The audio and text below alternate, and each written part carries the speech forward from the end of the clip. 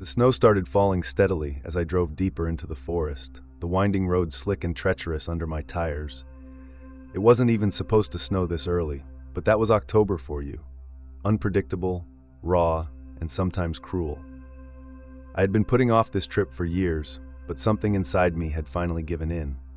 Maybe it was a sense of obligation, or maybe it was just the need for some isolation. Whatever the reason, I found myself heading to my parents' old cabin, hidden away in the woods where the trees loomed tall and dark. They'd passed a few years ago, leaving the place abandoned. I hadn't been back since the funeral. Life just seemed to get in the way, and besides, there were too many memories here, both good and bad. Now, though, I figured it was time to sort through their things, clear out what was left, and finally decide what to do with the property. The drive took longer than expected, the snow turning the road into a narrow white ribbon. When I finally pulled up in front of the cabin, the headlights illuminated its weathered exterior. It looked the same as it had in my childhood: dark wood, a slanted roof, and a porch that creaked even in the wind. Snow blanketed the ground, and everything was deathly silent except for the gentle patter of flakes hitting the earth. I killed the engine and got out, my breath fogging in the chilly air. The key slid into the old lock with a familiar click, and I pushed the door open, the hinges groaning in protest. The cabin was freezing inside, the kind of deep, bone-chilling cold that settles into an empty place. I flicked on the light switch, and a single bulb buzzed to life, casting a weak glow over the living room. Dust coated the furniture, and the air smelled faintly of mildew and decay. I stood for a moment, listening to the silence, then shook off the unease that crept over me. I didn't have time for nerves. I set down my bag and got to work, moving from room to room, checking for any damage and making a mental list of what needed to be done. Most of the stuff was as my parents had left it: blankets folded neatly on the beds, old family photos lining the walls, the kitchen cupboard still stocked with outdated canned goods. After a few hours of cleaning and clearing out the downstairs, I decided to head up to the attic. It was the one place I had always avoided when I was a kid. There was something about it that made my skin crawl, even then. But now, it seemed like the logical place to start. Old clothes, holiday decorations, and probably a lot of junk I'd have to sort through. The attic stairs creaked loudly as I climbed, the narrow wooden steps groaning under my weight. I pushed open the trap door and climbed inside. The air up here was colder, the rafters lined with cobwebs that caught in the dim light of the single, naked bulb swinging overhead. Boxes were stacked haphazardly along the walls, and I shivered as I moved through the dusty space. As I started sifting through an old trunk filled with my dad's belongings, a prickling sensation ran down my spine, and I realized something felt off. I stopped and looked around, my gaze drifting to the small, dirty window on the far side of the attic. The glass was frosted over, but beyond it, through the swirling snow, I could just make out the silhouette of another cabin. The neighbor's cabin. My heart skipped a beat. I hadn't thought about that place in years. The Thompsons used to live there, a quiet older couple who would wave at me from their porch whenever I visited as a kid. They'd always been kind, baking cookies for me and my sister, telling us stories of the woods. But they'd both died a few years back in a car accident. After that, their cabin had been left to rot, just like ours. And yet, as I peered through the fogged-up window, I could see a faint, flickering light inside the Thompsons' cabin.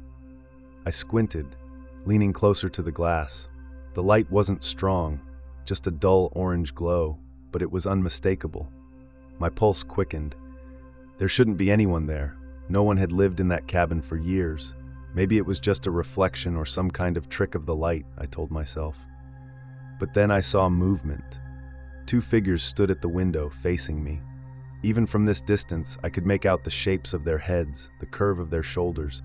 They were standing still, perfectly still, watching me. My breath hitched, and I took a step back, my heart thudding in my chest. It was impossible. I knew it was. The Thompsons were dead. I blinked, my hands trembling, but the figures didn't move. They just stood there, staring at me through the falling snow. A cold dread seeped into my bones as I realized that they were standing exactly where I remembered their living room window being. They hadn't moved a muscle since I'd spotted them. It was as if they were frozen in place. Slowly, I turned away from the window, trying to shake the icy fear that gripped me. I took a deep breath and forced myself to focus on the task at hand. It was just my mind playing tricks on me, I told myself. I was tired. I was alone. The snow and the dark can make you see things that aren't there. But the fear didn't go away. It stayed with me, a heavy, suffocating weight. I tried to distract myself by going through the boxes, pulling out old photo albums, musty clothes, and stacks of brittle newspapers. But every few minutes, I found myself glancing back at the window, expecting to see them again. After a while, I couldn't take it anymore. I had to know. I moved back to the window and looked out. The figures were gone. Relief washed over me, followed quickly by confusion. The light in the cabin was still there, flickering faintly through the snow, but the shapes were gone. I leaned closer, pressing my face to the cold glass, trying to see into the dark cabin across the way. Then the light went out. My heart dropped. The darkness beyond the window was complete, the snow swirling outside, making it impossible to see anything. I stepped back, my breath fogging up the glass. I was being ridiculous, I knew that. There was no one in that cabin. It was just an empty, abandoned house. I turned to leave the attic, but as I did, a soft creak sounded from the far corner of the room. I froze, my flashlight trembling in my hand. Slowly, I turned the beam toward the sound. There, at the far end of the attic, was a small door, one I didn't remember being there before. It was half open, the darkness beyond it impenetrable. My skin prickled, and I took a step back. And then I heard it, a faint sound drifting from the open door, a whisper, my name. I spun around, my pulse racing, and bolted for the attic stairs. I stumbled down, nearly falling in my haste, and slammed the trapdoor shut behind me.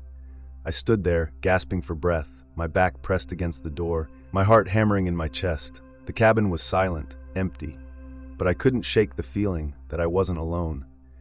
I glanced out the living room window, half expecting to see the Thompsons staring back at me from their darkened cabin, but there was nothing there, just the snow and the empty woods. I turned away and froze. The Thompsons were standing on my porch. They were right outside the window, their faces pale and twisted in the dim light. They were smiling, their eyes wide and unblinking. Slowly, they raised their hands and pressed them against the glass, their fingers leaving smudges on the pane. I stumbled back, my legs trembling. The door was locked. It had to be locked, but the knob turned slowly, and then the door swung open.